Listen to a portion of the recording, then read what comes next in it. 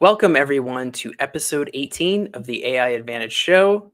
We're your hosts, Colin Episcopo and Kim Reynolds, and we're here to equip marketers professionals like you with the insights and connections you need to gain the competitive edge with artificial intelligence. In 2024, it's going to be a big year. On today's episode, we're going to be talking about blending the natural and the artificial.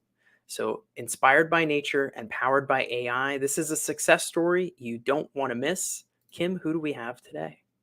Well, today we have Riza Marvel, and Riza was born and raised in Juneau, Alaska, and she's really influenced by all of her experiences abroad. Right now, she's a stay-at-home mom and owner of Z Squared Studio, whose designs are inspired by different perspectives to create beauty and a feeling of home, all with AI. Very, very cool. Great to meet you, Riza. Yeah, you guys too. Thanks for having me.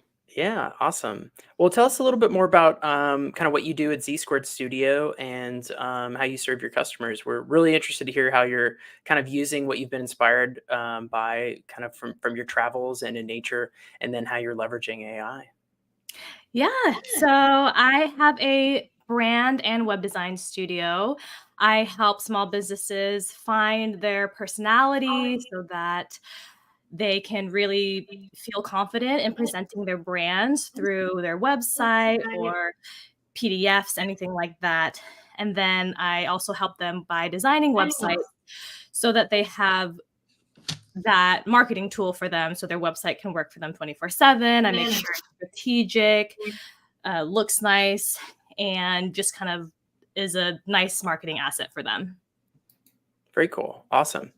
And there is a lot of. I'd love to know kind of what tools you're using and things like that. I think we can get into that a little bit more. But really, I kind of want to talk about kind of the hot topic right now, which is I don't know if you're. So I'm a gamer, so I don't know if you've heard of Pal World or been familiar with that. There's a whole lot of controversy over this game. It's kind of one of the most successful games in the shortest amount of time ever. I think it's sold like 8 million copies in like less than a week, something like that.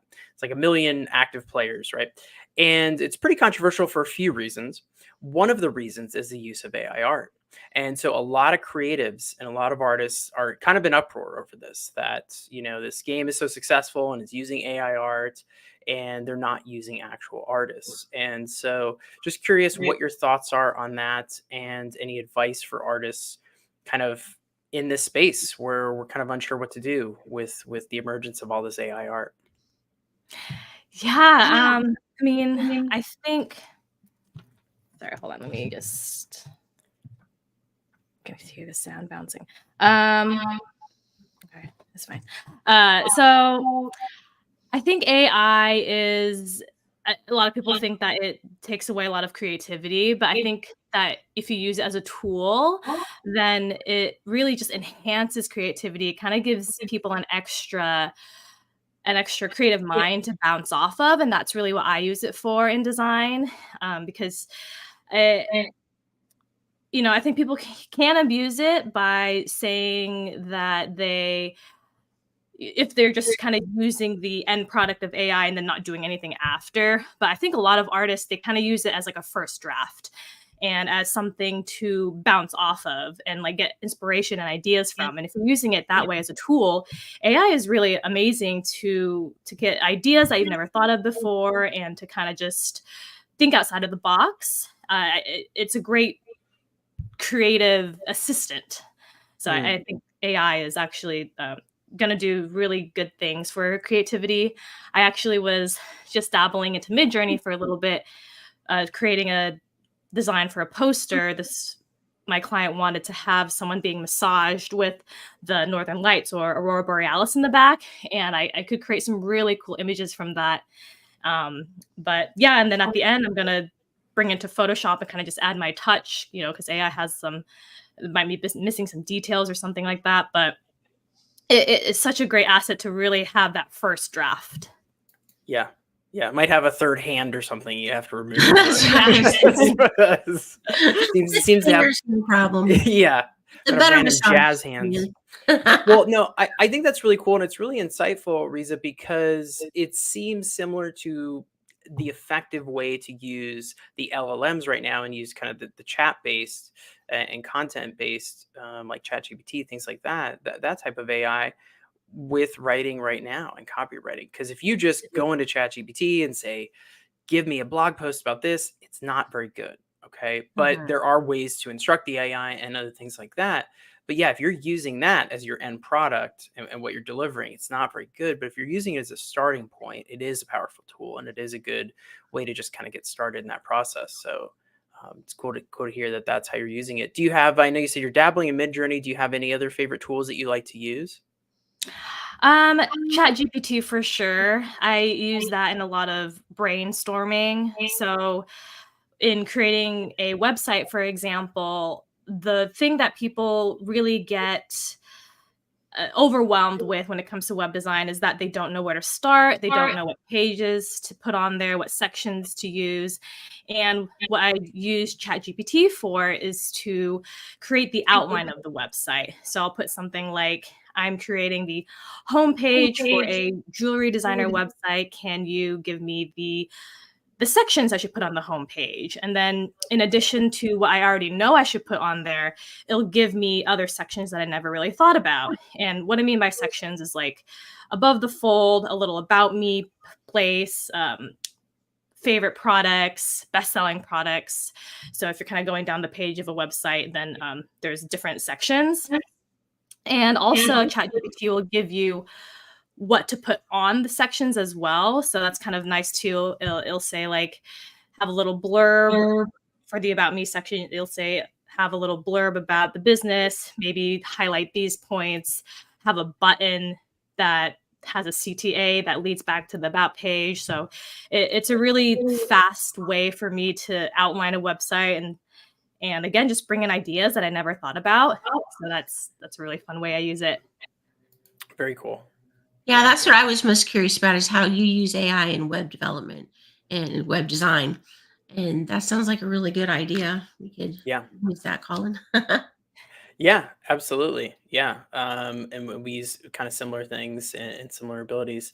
What would you say, like, what's some advice for some other designers in this space who are kind of, not quite ready to use AI or haven't used it? What's a good, like, first step or kind of like, maybe dip their toes in the water if they're not quite ready to take a step yet, just to kind of get comfortable using AI and kind of work it into your workflow? Because I've seen that that's kind of the hardest thing I think for people in adopting any sort of new tech is like, they're scared of it. They don't want to do it. So they just go back to the default. They don't want to change, right? We kind of resist change. So what's that kind of one little thing they could do maybe once a week or every day that they could introduce into their workflow to kind of help get used to that?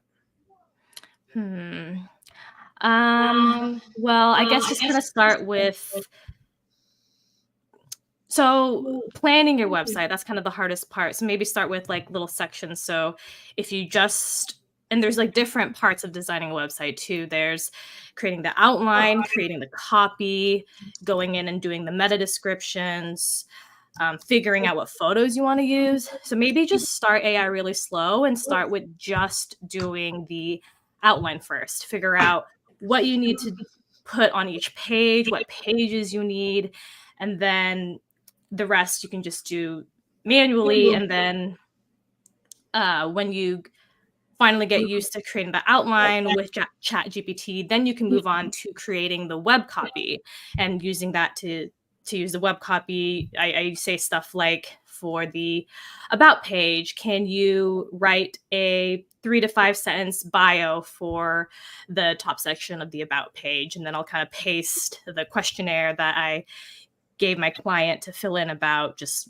random facts about them. And then it'll kind of spit out the small about section. And then I edit that and put that on the website. It's just kind of a first draft for the client. I never use, they always have to go in and edit it anyways, because it's probably not in the tone of voice that they want to use it in. But yeah, AI for that first draft for web copy is really, really nice. But yeah, and then you could go on to doing the meta descriptions for chat gpt, and then you can try doing the custom code. So there's a lot of pieces of a website that come together. So if you kind of just start small with the outline, and then you do the copy, and then the meta description, code if you need.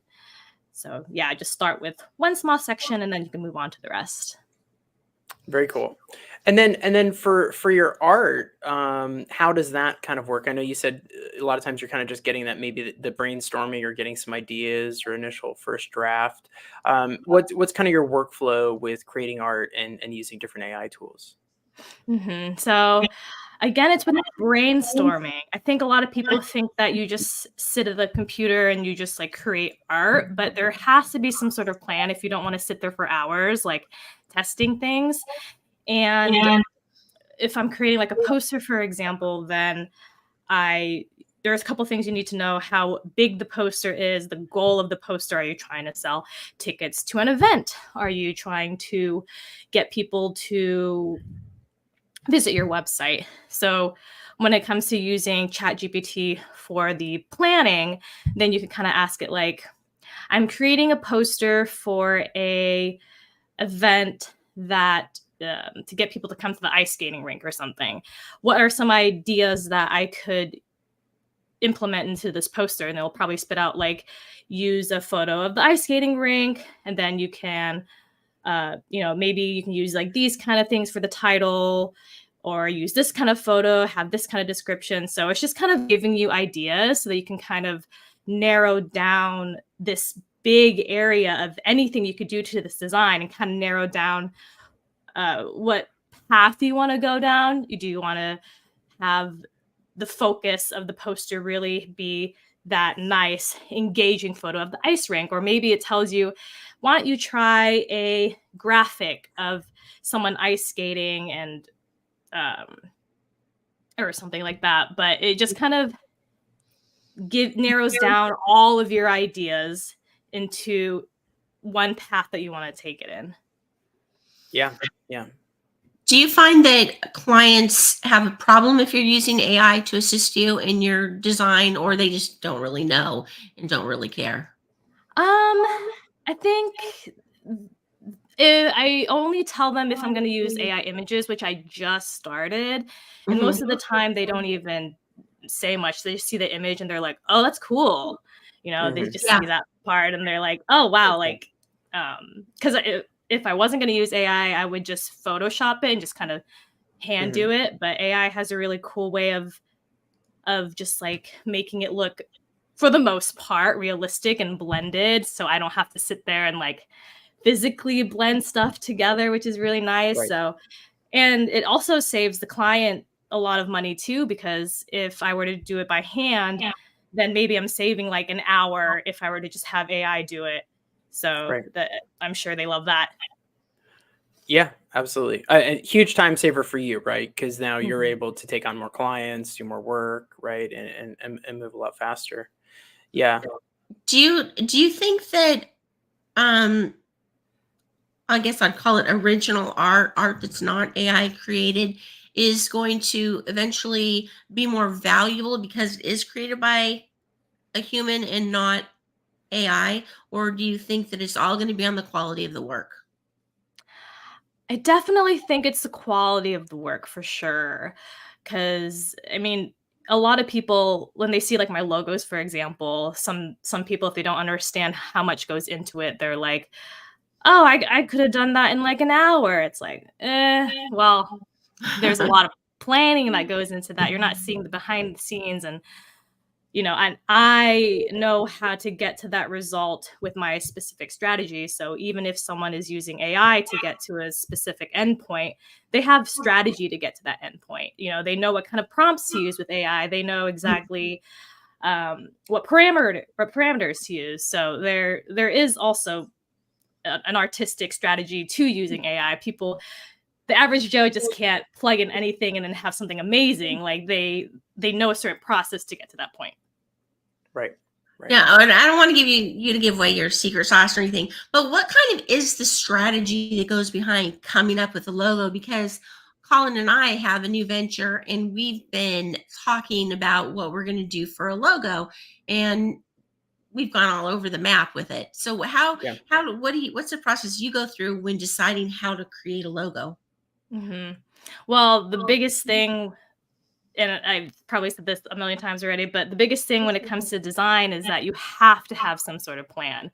So I think a lot of people have trouble creating their logo because they have all of these ideas and they don't know which one to go with. So you have to be able to figure out what your brand vibe is, how you want people to perceive you, whether that's minimalist or maybe you want it to be simple, maybe you want to come off corporate. I normally tell people to put 3 to 5 adjectives together and then have that be their brand vibe. And then that is kind of going to be the jumping off point of how to create the logo, and it will narrow down the vision of what to do when you create your logo. Otherwise, you just have like so many different ways to go about it, but you have that when you have your brand vibe in place, then you're like, okay, now I can only have a logo that is, let's say your brand vibe is simple, minimalist, feminine. Then you're taking out a lot of that extra fluff and you're just going to narrow into that sort of look. And I think that's going to be a big aspect to figuring out what you want your logo to look like. And then mood boards are also fantastic to create a mood board with that brand vibe. And then now you're like really narrowing down your look. And then you can use those two aspects, brand vibe and mood board, to create your logo. Yeah. What tools do you use for your mood board? I like to use Canva. I have Canva Pro. You can pluck a lot of stock photos from there and choose. You could also do Pinterest and see, just like type in your brand vibe, some adjectives. So like minimalist branding or something. You can pin all of the things that resonate with you, that you think resonate with your client as well, and then make a mood board from there. I haven't done it yet, but I'm planning on dabbling into using Midjourney to create the mood board, because sometimes it's really hard to find a specific look or a specific stock image that you created in your head, and it's been like an hour and you like can't find it, so you kind of have to give up on that look. But if I were to use Midjourney and like have that photo on my mood board, or have it create all of the images on that mood board, then you can really hone in on like your creative vision and that vibe. So I think that'd be really fun. Yeah, I've found mood boards to be extremely helpful. When I've dealt with really good artists and designers, and especially ones who are can really nail branding, the mood boards were just helpful for me. As kind of an outsider, to just get an idea of what it goes into these different concepts. Like, how are they different from one another, right? Like, well, how is an orange glow different than a blue glow, right?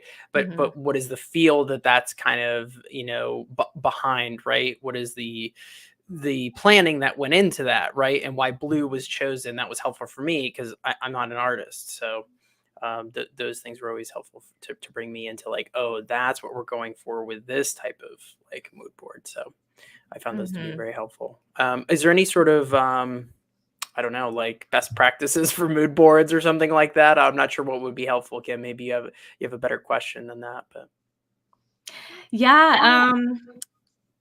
What I like to do, and you don't have, I think this is important, but to kind of pin photos that have that same consistent vibe and consistent color palette, because in that way, when it has that consistent color palette, you can really get a sense of the emotion coming off of the mood board.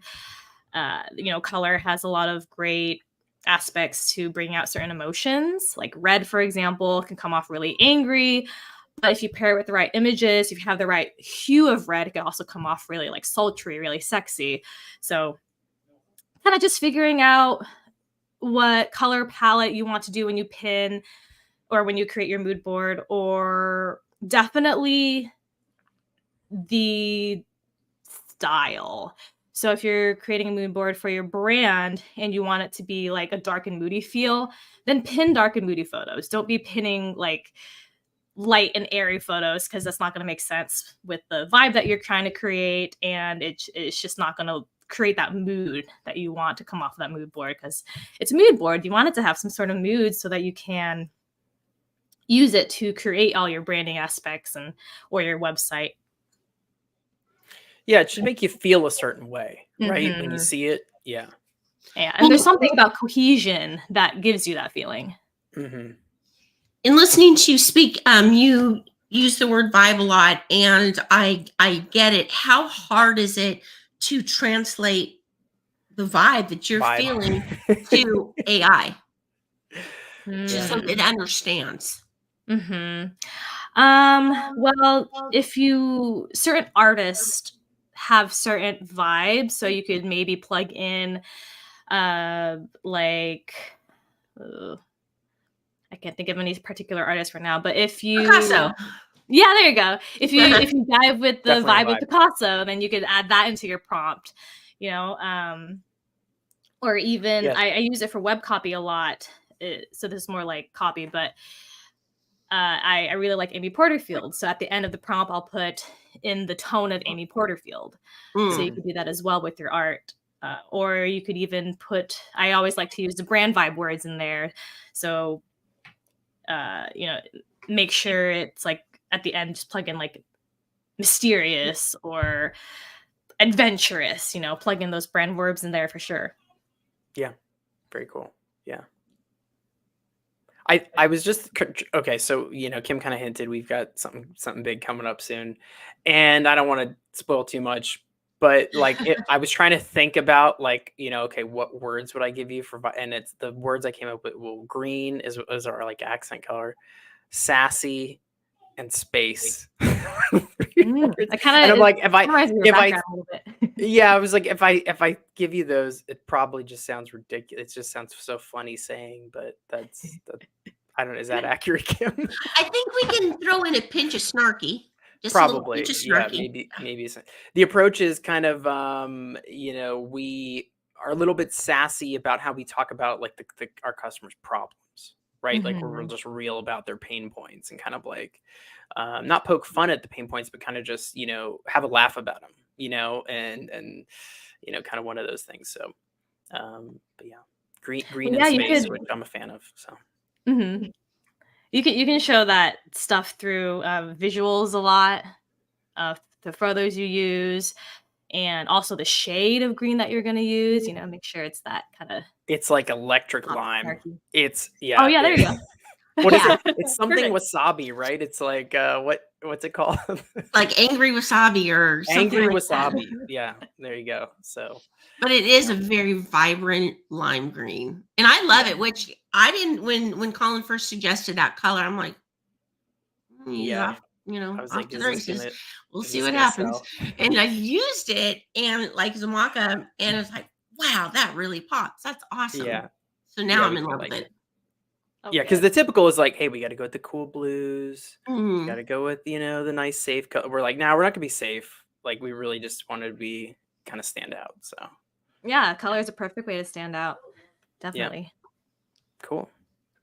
Well, is there? Go ahead. Oh, I'm sorry. I was just gonna say, is there anything you'd like to tell us and tell the audience about your design agency and who you like to work with and the types of projects that you like to do? So I love to work with small businesses. I think, especially in the design world, I see a lot of people being like, "Oh, you want to how you're going to make it is you have to book these like 10,000 plus projects." And it's like, well, not a lot of people have a $10,000 budget. So I really like to work with people who are smaller, maybe they're just starting out, and people who really just understand that design isn't just something you come up with. It's like there's a lot of strategy, there's a lot of intention that goes in it, and just people who understand that design is a tool of communication and it's not just something that looks pretty. So yeah, I definitely love working with small businesses who love that strategy of design. Maybe they want to dabble into it as well. Maybe they did it themselves for the first part of their business and now they want to have someone that knows what they're doing to up level in their business. So I really love just taking people's businesses to the next level and helping them just scale because if you want to scale your business, then you have to look the part. And if you don't look the part, then you won't be able to raise your prices or to post prices on your website. You don't want to like put like, oh, I charge $500 for this package, but then your website is like super bland and just looks really, really spammy. People are going to be like, oh, this doesn't match. Yeah. Like the vibe of the website doesn't match the pricing. Like that's kind of weird. Like I'd probably go look for someone else. So Now, what range of services do you provide? I have 3 points of entry. So for like logos and branding, if you just want to start off small, I could do a logo for 400, just really basic 3 to 6 files. Next level up is going to be 700. I give you all the files you need, and then next level after that is a full brand, which is 1,300. And same with the website design. If you want to start off small, then we'll do an $800 one-page website. Then there's like a standard site, which is less than 3,000. Oh, I can't think of that one right now. And then there's like the large website, which is 3,000 plus. So I like to kind of be in a price range wherever you are in the business, whether you're just starting out and you need that smaller package, or maybe you're intermediate and you're ready to really scale, then I have medium packages for you. Or if you just want to really go for it, then I have the larger packages. So that's what I really like to do for my clients, kind of meet them where they are. And then I also have just freebies and stuff too, if you want to just dip your toe into branding. I'm working on some website templates if you want to just dip your toe into DIY website design, but need some sort of strategy, some sort of starting point. Templates are great. I think a lot of designers might hear this and be like, "Ooh, templates," but there's a place for them for sure, especially if you're just starting out. Like, not everyone can afford like a $3,000 brand. Like, you got to start somewhere, so you might as well use a template created by a designer. Yeah, I think templates are great. It's a great starting point. Mm-hmm. So, okay, one kind of last question here. What did you choose for Z Squared Studio? So, like, how did you approach kind of the branding for that, and how you were going to model it to attract your ideal customers? Yeah, so it took me a really long time to figure out my brand, because since I am a designer, I have so many ideas and I wasn't sure which one to choose. And I actually maybe 4 years ago ran into this program where I was talking about branding, and I was like, oh, what's this? Took the course and it completely changed the visuals of my business. That's where I learned to find my brand vibe, create my mood board, figure out my target market, and just really dive into the personality of my business. That's where I learned how to choose my color palette. And then I got some branding photography done, which is such an easy way to level up your look, especially if you're going to start marketing. Get photos done, because that just ties everything together to have a really nice photo. And then when I started designing my website, it went from super plain and generic to just full of personality. And that's because I knew my brand vibe. I knew who I was trying to target. I created a mood board. And so I took all of those elements and then could create a certain style. So before I had all of that, before I knew what vibe I wanted to go for, what look I wanted to go for, my website was just white background, like fonts that I thought looked cute, and just like photos that I have taken on my phone. And I think a lot of businesses websites start like that. And then once you really hone in on your branding and you can implement it on your website, which is such a wonderful marketing tool, and once you learn how to use that to show your personality, then that's how I have the website I have now. And I have a lot of clients being like, if they're trying to get a website design from me, I have this question on my questionnaire that's like, what websites inspire you? What websites really resonate with you? And a lot of the time they say mine, which is really fun, because my website didn't always look like that. But after implementing branding, that's when it changed. And it really attracted the customers that I wanted to work with, people who really understood that design is so powerful, and they saw that on my website, and that, that's what I want to do for them too. Really hone in on a vision, give their brand a personality that's based on how they want to be perceived by their ideal client. Very cool. Very cool. Well, it's cool to hear that story and hear how it has worked out for you in attracting the exact target market that you wanted to. Where can people reach out to learn more about you and your design studio? Yeah, my website is z2studio.com. And then I'm also on Instagram. It's the same handle, z2studio.com. I do Facebook as well, same handle. And then I just started doing LinkedIn. So I'm going to see how that works out. And same, z2studio. Awesome. Well, thank you so much. This has been tremendous. Thank you for being on the show. And we're excited to hear more about where you go with your studio. Yeah, thanks, guys. Awesome. Thanks, Awesome. Risa. Very, very cool. Yeah. Lot of great insight there. Yeah. And Give me some ideas. I know. Yeah, I was gonna say, like, you do a lot of our designs, so probably some really good ideas, and really cool to hear kind of how the process isn't too different than what we do with LLMs right now for creating content. Yeah. Very similar. Very powerful tool for brainstorming and kind of that initial starting point. It's really hard to just look at a blank page. And so, That is. yeah, I'd say if you're just trying to use AI for something, it's like, and if there's any point during your workflow, and we all know this happens probably on a weekly basis for me, you're looking at a blank page. That's when you want to go, okay, let's pull up the AI. Let's do some brainstorming here. Right? Yeah, definitely. Yeah. So awesome. I think that's all we have for today. Do you have anything, Kim, you want to add? Not right now, but very soon. Very soon. Hopefully another week or two, we got a big update for you guys. Thank you guys so much. We will see you again next week. Same time, same place. Take care. Bye-bye.